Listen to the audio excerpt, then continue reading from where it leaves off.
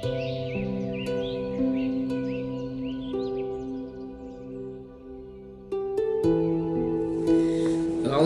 minasyaitonirrajim. Bismillahirrahmanirrahim. Assalamualaikum warahmatullahi wabarakatuh.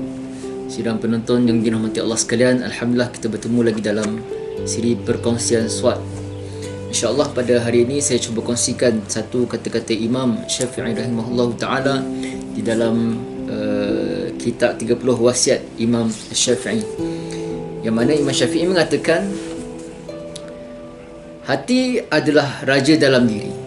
Oleh itu, lurus dan betulkan hati supaya empayar kerajaan dirimu tegak di atas al-haq yang tidak disertai dengan iringan-iringan pasukan kebatilan. Demikian kata Imam Asy-Syafi'i.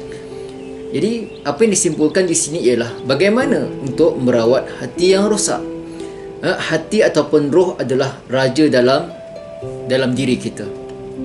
Jadi, hati itu perlu menjadi sasaran pendidikan kita.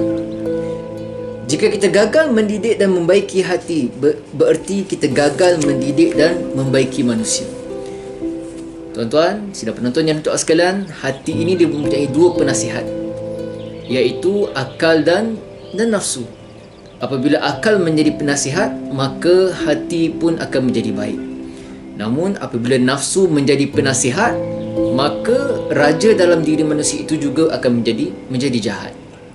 Sebab itu kita kena perbetulkan hati kita.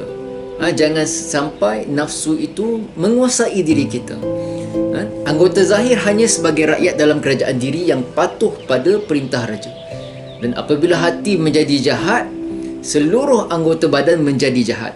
Sebaliknya, apabila hati itu baik, hati itu suci, murni, maka seluruh anggota badan menjadi baik. Nabi Muhammad sallallahu alaihi wasallam berkata, dalam tubuh anak Adam itu terdapat seketul daging. Apabila daging itu baik, maka baiklah seluruh anggota badan tersebut.